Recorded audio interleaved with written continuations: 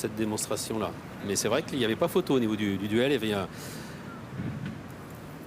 une large avance pour Talismanic. Le Qatar Prix Foix, c'est dans quelques secondes.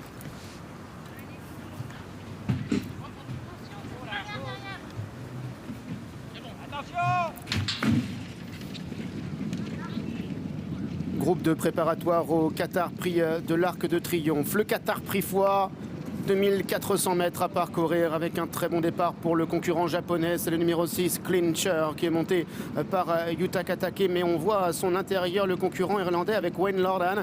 C'est le gris Capri. Il porte le numéro 1. Il vient devant les deux représentants de la Kazakh Godolphin avec Talismanic et sa très large liste en tête qui vient à l'extérieur d'un placé d'Arc de Triomphe. Justement, c'est Claws of Stars qui vient côté corde.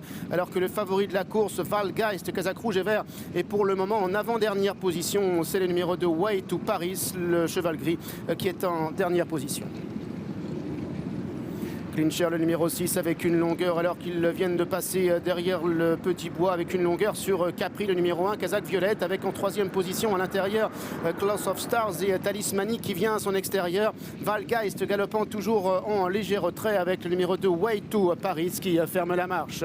Les concurrents qui sont maintenant dans le haut de la montée, qui vont bientôt aborder la descente avec le japonais Clincher qui déroule maintenant et désormais compte une longueur et demie sur Capri qui est en deuxième position, alors que Claws of Stars étant en troisième position à la corde avec la toque blanche qui est portée par Vincent Cheminot. Il a Talismanic qui est à son extérieur en quatrième position devant Valgeist qui est dans le dos de ses deux compagnons d'entraînement, alors que l'on a le numéro 2, Way to Paris, qui est en sixième et dernière place. Ils sont maintenant dans le bas de la descente et pour se diriger vers la fausse ligne droite.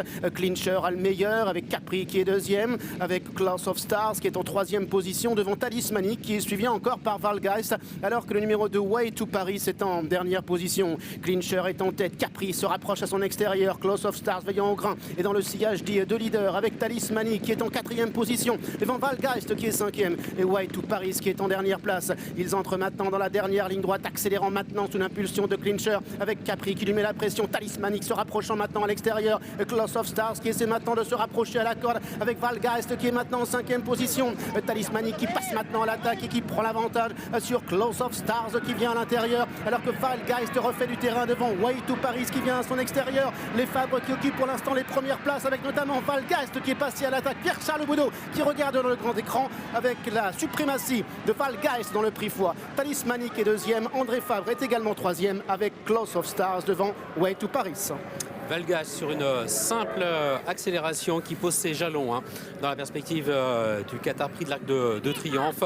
Nous l'avions quitté convaincant à l'issue de sa victoire dans le Grand Prix de Saint-Cloud.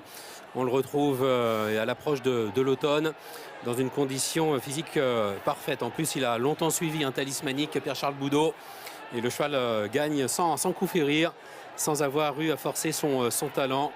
C'est de bon augure pour la grande course dans 3 semaines. Victoire donc du favori, le 3, Valgeist. Le 5, Talismanic a peut-être conservé l'accessible d'honneur aux dépens du numéro 4, Claws of Stars. André Fabre, effectivement, premier, deuxième et troisième de ce Qatar Prix Foix, avec Valgeist, Stéphane, qui fait une très belle impression. Ouais, PC, on a même pu regarder dans le grand écran pour voir où étaient les autres, tellement ils dominaient cette épreuve-là. Je pense qu'André Fabre, il doit être super content des 3, parce que Talismanic